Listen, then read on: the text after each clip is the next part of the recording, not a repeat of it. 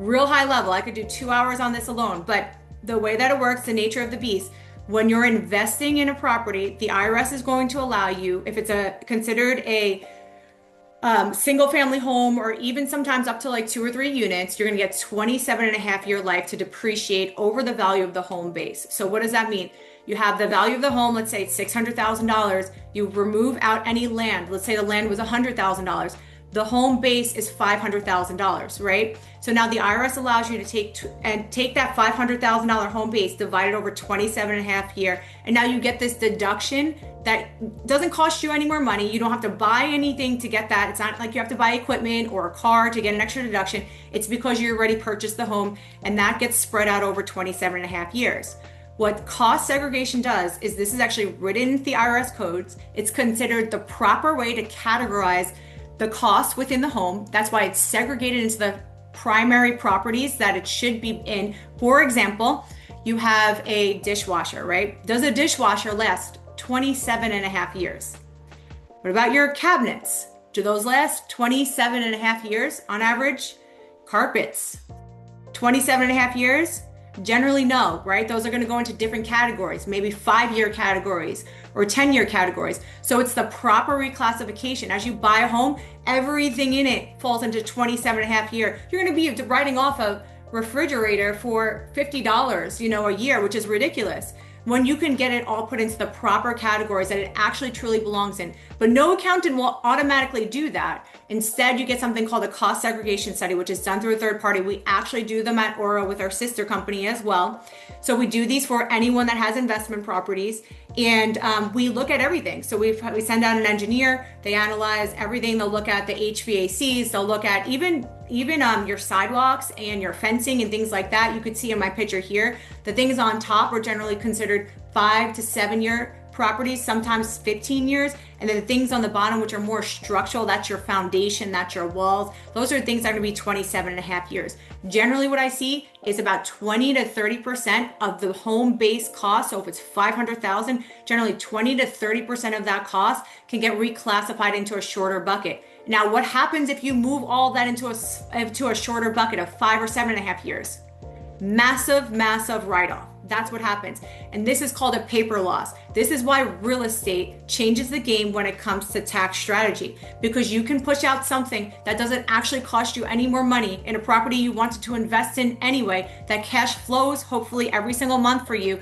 And in addition to that, you get rewarded with a paper loss that gets to offset. If you have one of those two keys to unlock that valve, that gets to offset your active income. That's how it works. Now, thanks to the new big beautiful bill that Trump passed, bonus depreciation is here, it's restored. And what that means is you would have had to take that accelerated depreciation, I call it depreciation on steroids, right? Moving it from that 27.5 year bucket to a 5-year, 10-year, or 15-year. And you still would have had to divide it by that 5-year, 10-year, 15-year, which is better than 27.5. But now the law says that if you purchase the home within that first year, that year that you actually incur the cost, you can write off 100% of the depreciation in those buckets in the current year. So instead of having to divide it over 5 years, you now get massive, massive, massive front loading. So if you look at the picture that I have in front of you, this is just showing a visual where there's a massive, massive offset in the beginning. And you'll feel that definitely year one. You'll feel it again in the first few years, but it will give you a smaller depreciation in the future, right? And if you go to sell it, if you're going to sell the property in the next 2 years, this may not be worth doing because you will have to do something called depreciation recapture. So it's not a permanent solution unless you're going to keep the property for 27.5 years, or you can 1031, which means buy another property that's greater than or equal to a value within the certain time period, and then you don't have to pay any taxes at all. But I don't want to get that detailed today because I'm just trying to give you guys a masterclass, more of a high level, but with actionable information enough to see what interests you, to bring this information that the wealthy are utilizing from tax strategy and planning, and put it in front of you guys so that you can decide what may work for you when you build your tax strategy home. So let's look at some numbers real quick.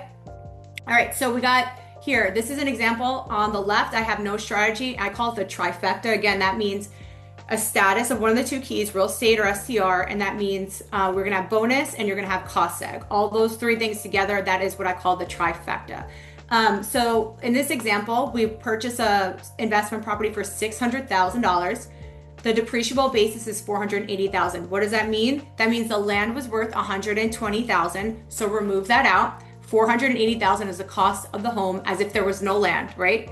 So, and in the example where you didn't have a tax strategy in place, and I see people all the time invest in cost segregation strategies that aren't eligible because they don't have the status. They give it to their accountant and then they're so confused why they have to pay taxes. And it's because there wasn't a status, or sometimes their accountant doesn't understand it properly and it just never gets applied. You have to check off certain boxes and make certain moves in order to get the eligibility. In this example here, the deduction over a 27.5 year life, you take that 480 divided by 27.5, and you would have about a $17,000 deduction. And that's great, right? Because it's better than nothing. But from a tax bracket standpoint, all that would save you was about $6,000, right? And if you can even offset it, right? That's the other thing, because if it's passive and you don't have real estate professional status and you're not maintaining short-term rental exception, then that just stays there and you have a loss. Let's say it's a loss that will stay there until you sell the property one day or you have some kind of passive transaction that happens to offset it. And then for the trifecta, if you look at the alternative here, same exact facts. 600,000 is the purchase price, 480,000 is the depreciable basis, and we're going to reclassify now with a cost segregation study. About 180,000 is going to get reclassified to 5-year, 15-year property, right? Thankfully, it's a big, beautiful bill. We have bonus appreciation, and we can take off that full 180,000, let's say in this example, up front, right, in year one.